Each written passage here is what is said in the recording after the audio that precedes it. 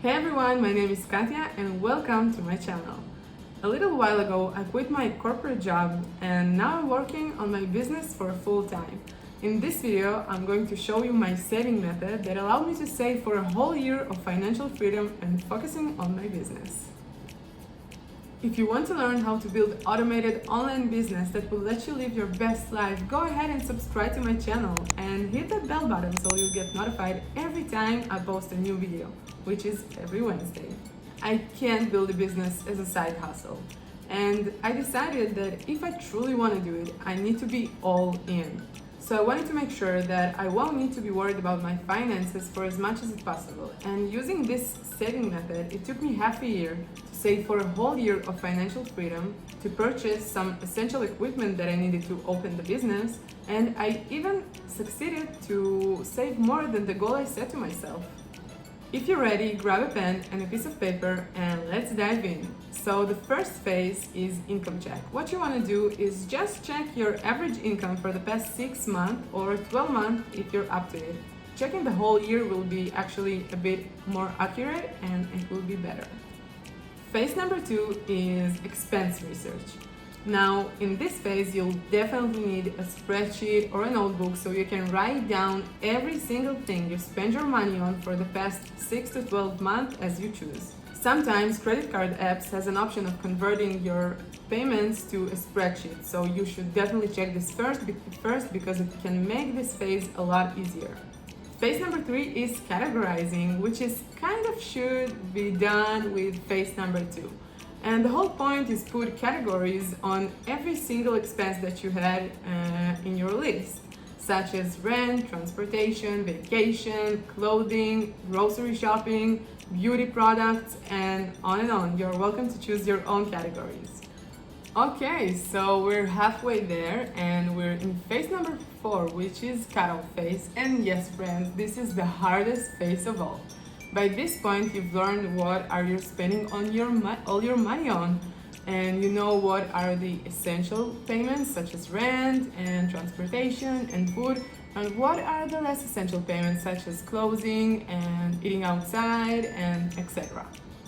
And yes, this is the part where you decide which of the non-essential payments are the ones that you're going to cut out, and you realize how much money you can save each month.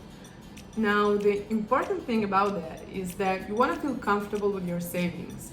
For me, for example, I was a hardcore saver because I wanted to quit my job as soon as possible, so I cut out everything such as clothing and beauty products and eating outside.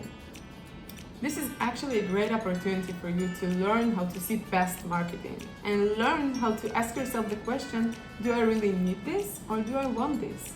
For me, for example, the hardest thing to give up was coffee from a good coffee shop, but it's not a matter of need, it's a matter of desire. And yes, I love a good coffee, but I realized that it costs about 7 times more than I'll just make one at home, and that I was spending a ridiculous amount of money every month just on coffee. Let me know in the comments below how much do you think you spend on coffee, not money, every month. Okay, so for phase number 5, I switched room because this is so exciting, and this is actually the phase when you plan your yearly living budget. So you actually take what you decided as essential stuff like rent, transportation, insurance, maybe a little extra budget for buying new clothes, it's definitely your choice, and you multiply it by 12 or 6, it depends on how many months you want to be in a financial freedom. This is actually the sum that you need to save in order to be able to live for a whole year without the need to work. You should keep in mind though that this is not the final amount of money that you want to save just yet, because if you want to upgrade a little bit of your equipment, it will take you certain costs, and also starting the business has its own costs. And of course, you always want to have a few hundreds of dollars just in case. Also, in this phase, and this is very personal, very private, you can take in count your holiday bonuses or maybe your current saving, if you have such, and maybe you want to use a little bit of your current saving to invest in your business, it's definitely your choice and whatever you feel comfortable with. Alright, so to finalize your budget planning, we need to plan your business budget. And this is actually the part when you do a little bit of research market. So the best practice is just start with the equipment you have. But in case you want to buy a certain course to understand Instagram algorithm a little bit faster and save your precious time, or you want to upgrade your laptop just like I did because mine was too old and it couldn't handle video editing, you should take this cost in advance.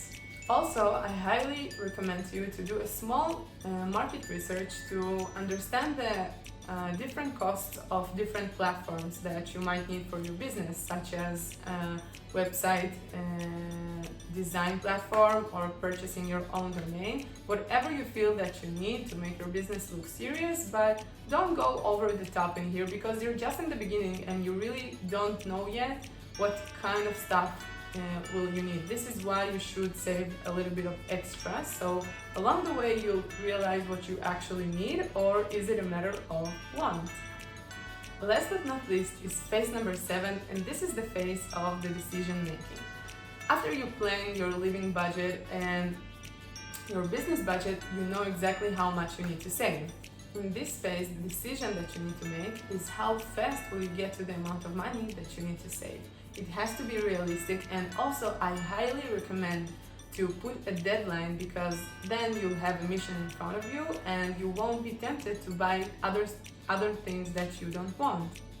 But as I mentioned before, finance is a really personal thing, so you should feel comfortable with the way that you save, and you shouldn't be feeling like you're missing out stuff and that you're dead inside.